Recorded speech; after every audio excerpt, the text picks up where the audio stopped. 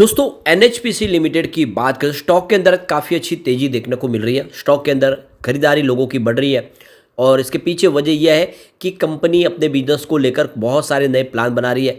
आने वाले समय सोलर प्रोजेक्ट कंपनी ज़्यादा बढ़ाती हुई दिखाई देगी।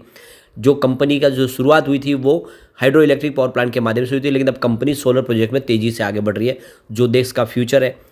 अब यहाँ पे क्या इस लेवल पे खरीदारी करनी चाहिए, तो इसके फंडामेंटल कैसे है, यहाँ पे इसके पॉजिटिव और निगेटिव पहलू के माध्यम से अच्छे से समझेंगे। क्या इस लेवल पे एनएचपीसी लिमिटेड में निवेश हमें करना चाहिए, कुछ अपडेट आ रही है जिसको इस वीडियो के माध्यम से हम डिस्कस करने वाले हैं। साथ में हम Indian renewable energy development agency limited यानी इरेडा को भी डिस्कस करने वाले। इरेडा भी आप देख सकते हो एक सरकारी कंपनी है जो ग्रीन एनर्जी सेक्टर की कंपनियों को फाइनेंस प्रोवाइड करने का काम करने वाली एक एनबीएफसी है। अभी रिसेंट इसका आईपीओ आया और आईपीओ में ही लोगों को मालामाल कर दिया, लेकिन बहुत समय से स्टॉक स्ट्रगल कर रहा है, आज भी कुछ दबाव में। क्या इस लेवल पे खरीदारी करनी चाहिए, तो फंडामेंटली कंपनी कितनी मजबूत है, इसके पॉजिटिव और नेगेटिव पहलू को समझने से हमें ये आगे का ध्यान आएगा कि क्या करना चाहिए हमें इस स्टॉक के अंदर। तो इन सारी बातों को जानेंगे इस वीडियो के माध्यम से। लेकिन फ्रेंड, उससे पहले अगर आप पहली बार हमारे चैनल पे आए तो चैनल को सब्सक्राइब कर दीजिए, एक बेल आइकॉन दबा दीजिए ताकि जब भी नया वीडियो बने पहला नोटिफिकेशन आपको मिले। वीडियो पसंद आए तो लाइक से जरूर कीजिए। चलो फ्रेंड्स, वीडियो स्टार्ट करते हैं। मैं हूं आपका दोस्त एसपी दवे और हमारे अपने चैनल ऑनलाइन कमाई में आपका बहुत बहुत स्वागत है। तो सबसे पहले एनएचपीसी लिमिटेड की बात करें तो इस समय लगभग 1:30-2 बजे के आसपास का टाइम है। स्टॉक की शुरुआत तो पॉजिटिव हुई 91.35 पर, क्लोजिंग थी कल की 91.15 के आसपास, परंतु इंट्राडे में 90.70 का लो बना, यानी गिरावट भी हुई। लेकिन निचले लेवल से शानदार खरीदारी शुरू हुई और इसने 93.20 का हाई बना दिया। इस समय 92.80 के आसपास स्टॉक ट्रेड कर रहा है, जहाँ पे 1.81% की अच्छी खासी तेजी देखने को मिल रही है। वैसे पिछले एक साल में इस स्टॉक ने 131% का शानदार रिटर्न दिया है। 40 रुपीज़ के आसपास स्टॉक था एक साल पहले 10 अप्रैल 2023 को, और उस हिसाब से जिसने भी निवेश किया होगा उसका इन्वेस्टमेंट डबल से ज़्यादा ऑलरेडी हो चुका है। काफ़ी ज़बरदस्त रिटर्न दिया है। पिछले 6 महीने की बात करें तो उसने 77% का शानदार रिटर्न दिया है। 52 के आसपास स्टॉक था 10 अक्टूबर 2023 को, तो काफ़ी ज़बरदस्त रिटर्न दिया स्टॉक ने। अब इसकी पिछले 4-5 दिन की परफॉर्मेंस को देखें तो 3 अप्रैल को स्टॉक 93.20 के आसपास था, जहाँ पे 1.1% की तेजी बनी। 4 अप्रैल की बात करें तो 94.70 के आसपास क्लोजिंग दी स्टॉक ने, जहाँ पे 1.6% की तेजी बनी। लेकिन 5 अप्रैल को स्टॉक में गिरावट शुरू हुई, स्टॉक आ गया 93.95 के आसपास, जहाँ पे 0.8% की गिरावट हुई। 8 अप्रैल को ये गिरावट बढ़ के 1.7% तक पहुंच गई और स्टॉक आ गया 92.35 के आसपास। और 9 अप्रैल यानी कल 91.15 के आसपास क्लोजिंग थी, जहाँ पे 1.3% की गिरावट हुई। यानी पिछले 3 ट्रेडिंग सेशन से इसमें गिरावट हो रही थी, उस पर आज ब्रेक लगा। वैसे स्टॉक फिर से 93 तक पहुंचा आज के इंट्राडे में, ये बड़ी अच्छी बात है। अब यहाँ पे जो बड़ी अपडेट निकल के आ रही है, फ्लोटिंग सोलर प्रोजेक्ट जो बहुत तेज़ी से अब इंडिया में बनते हुए दिखाई देंगे। आप देखोगे करीब 1000 मेगावाट के प्रोजेक्ट, जो 6 नए प्रोजेक्ट जो 2024 में यहाँ पे कंपनी अलग अलग कंप्लीट करते हुए दिखाई देगी। और जो हमारा गोल है 2030 तक 500 गीगावाट की कैपेसिटी को पाने का है ग्रीन एनर्जी के माध्यम से, जिसमें फ्लोटिंग सोलर प्रोजेक्ट का बड़ा योगदान होगा। अभी पिछले कुछ समय पहले अगर आप देखो, बिहार ने करीब 10 मेगावाट के फ्लोटिंग सोलर प्रोजेक्ट के टेंडर जारी किए। इसके अलावा नवी मुंबई म्यूनिसिपल कॉरपोरेशन की तरफ से भी 100 मेगावाट के फ्लोटिंग प्रोजेक्ट को टेंडर को जारी किया गया। इसके अलावा देखें तो यहाँ पे लार्सन एंड टुब्रो को भी एक बड़ा ईपीसी प्रोजेक्ट मिला, करीब 100 मेगावाट का फ्लोटिंग सोलर प्रोजेक्ट है जो रांची झारखंड में कंप्लीट किया जाएगा। इसके अलावा एनटीपीसी अगर आप देखें तो 26 मेगावाट के फ्लोटिंग प्रोजेक्ट है, छत्तीसगढ़ में कंप्लीट करेगी। और इसके अलावा देखें तो कादरा दाम्पे के ऊपर कर्नाटका में 490 मेगावाट का फ्लोटिंग प्रोजेक्ट एक और कंप्लीट होता हुआ दिखाई देगा। यह टीएचडीसी इंडिया की तरफ से प्रोजेक्ट कंप्लीट किया जाएगा। तो लगातार बहुत सारे प्रोजेक्ट है जो इस समय आप देख लो कि सोलर प्रोजेक्ट निकल के आते हुए दिखाई देंगे। तो जो सोर्सेज से जानकारी निकल के आ रही, करीब 300 से लेकर 320 मेगावाट के फ्लोटिंग सोलर प्रोजेक्ट इस समय कमीशन हो चुके हैं इंडिया के अंदर। और आने वाले समय आप देखें तो हमारे पावर मिनिस्टर आर के सिंह की तरफ से कहा गया है कि बहुत सारे प्रोजेक्ट है जो कंप्लीट हो गए। उनका कहना है कि करीब 2458.55 मेगावाट के 17 फ्लोटिंग प्रोजेक्ट जो आने वाले समय कंप्लीट होते हुए दिखाई देंगे। तो कुल मिला के बहुत सारे मौके इस समय सोलर प्रोजेक्ट के लिए, और कंपनी जैसे कि आप देखें तो एनएचपीसी लिमिटेड जो सोलर प्रोजेक्ट तेजी से आगे बढ़ा रही है।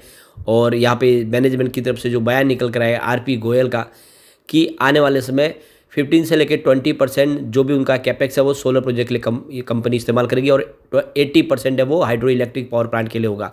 यानी अभी फिलहाल उनका फोकस पूरी तरह से हाइड्रो इलेक्ट्रिक पावर प्लांट और सोलर प्रोजेक्ट पे भी है। कंपनी विंड एनर्जी के प्रोजेक्ट अब नहीं करेगी जो पिछले दिनों उन्होंने किए थे, लेकिन अब कंपनी का फोकस पूरी तरह से इन 2 सेक्टर के ऊपर ही होगा।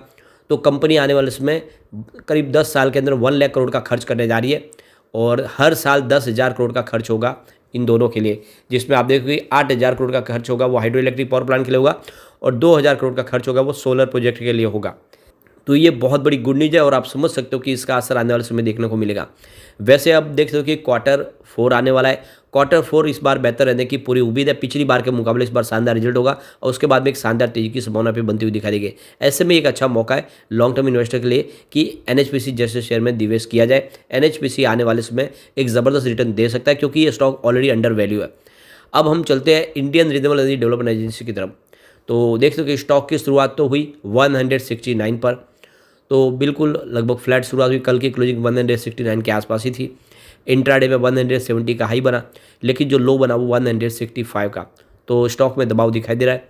क्लोजिंग इस समय अभी देख सकते हो कि गिरावट के साथ होने की संभावना बनी है क्योंकि इस समय भी स्टॉक दबाव में, ये भी 2 बजे के आसपास का टाइम है। 167 के आसपास दिखाई दे रहा है जहाँ पे 1.30% की गिरावट है। अब इसकी परफॉर्मेंस को देखें तो 3 अप्रैल को स्टॉक 157 के आसपास था जहाँ पे 5% का अपर सर्किट लगा। 4 अप्रैल को स्टॉक आ गया 158 के आसपास जहाँ पे 0.7% की तेजी बनी और 5 अप्रैल को जब सर्किट को बदल दिया गया और 20% का सर्किट लिमिट किया गई तो ये स्टॉक भी दौड़ा और 11.4% की शानदार तेजी के साथ 176 पर आ गया। 8 अप्रैल की बात है तो क्लोजिंग 174 के आसपास थी और 9 अप्रैल को 169 के आसपास क्लोजिंग थी जहाँ पे 2.9% की गिरावट देखने को मिली। तो देख सकते हो कि कुछ गिरावट जरूर है, स्टॉक इस समय थोड़ा सा दबाव में दिखाई दे क्योंकि इससे पहले स्टॉक ऑलरेडी बहुत ज़्यादा दौड़ चुका है। अब एक बार हम इसके पॉजिटिव और निगेटिव पहलू को जान लेते हैं जिससे आपको ये समझ में आएगा कि कंपनी फंडामेंटली कितनी मजबूत है, क्योंकि स्टॉक तो बहुत ज़्यादा दौड़ चुका है, क्या इससे आगे और दौड़ हो सकती है।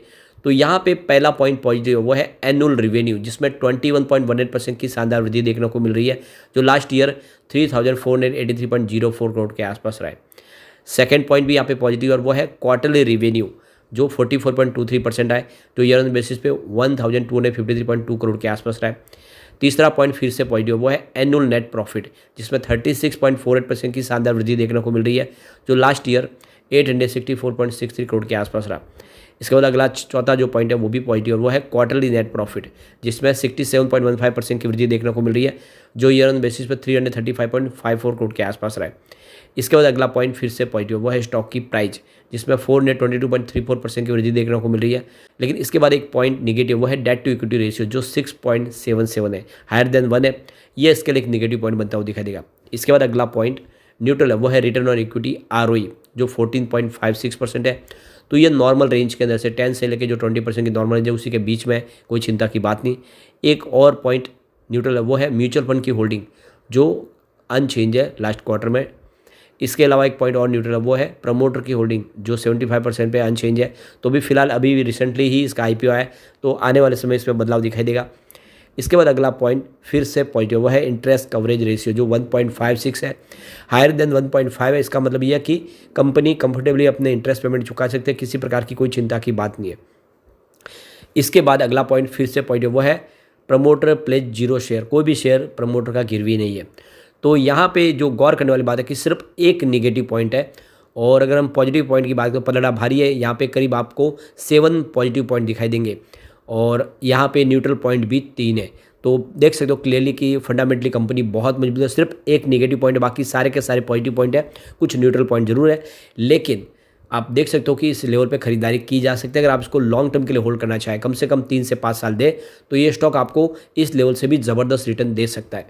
अब यहाँ पे Q4 आने वाला है। देखो एक बार अगर हम बात करें मार्च 2023 की तो जो कंपनी का खर्च था वो 747 करोड़ के आसपास था, जो खर्च बढ़ते हुए दिसंबर 2023 में 867 करोड़ तक पहुंचा। तो कंपनी का खर्च बढ़ा है क्योंकि बिजनेस बढ़ रहा है। अब प्रॉफिट बिफोर टैक्स देखें तो मार्च 2023 में 288 करोड़ के आसपास था, जो दिसंबर 2023 में बढ़ के 386 करोड़ तक पहुंच गया। वैसे जून में काफ़ी शानदार था, 439 करोड़ के आसपास था, लेकिन ओवरऑल देख सकते हो कि प्रॉफिट बिफोर टैक्स में वृद्धि हुई है और आशा करेंगे इस बार भी शानदार और उम्दा रिजल्ट होगा। इसके अलावा ऑपरेटिंग प्रॉफिट देखें तो मार्च 2023 में 253 करोड़ के आसपास था, जो दिसंबर 2023 में बढ़ के 335 करोड़ तक पहुंच गया। तो यहाँ पे क्लियरली समझ लो कि ऑपरेटिंग प्रॉफिट भी शानदार बढ़ा है और ये ओवरऑल देख सकते हो पिछले 3-4 क्वार्टर में सबसे शानदार इस बार ऑपरेटिंग प्रॉफिट रहा है दिसंबर 2023 में। तो ये आंकड़े बहुत ज़्यादा उत्साहवर्धक है जो इशारा करे कि यहाँ पे एक अच्छी तेज़ी हमें देखने को मिल सकती है। वैसे इसका EPS भी बढ़ा है। देखो पिछली बार मार्च 2023 की बात करें तो 1.11% के आसपास था, जो इस समय 1.38 रुपीज़ के आसपास आ चुका है। तो ईपीएस भी बढ़ा है। ओवरऑल देखें तो इसमें निवेश का मौका बनता है, खरीदारी आपको करनी चाहिए। लेकिन फ्रेंड, कोई भी इन्वेस्टमेंट करने से पहले अपने फाइनेंशियल एडवाइजर्स बड़े ले ले या अपना खुद का रिसर्च करें, क्योंकि मैंने वीडियो आपके एजुकेशनल पर्पज़ के लिए ही बनाए। वीडियो पसंद आए तो लाइक से जरूर कीजिए और चैनल को सब्सक्राइब कर दीजिए। Thank you friend.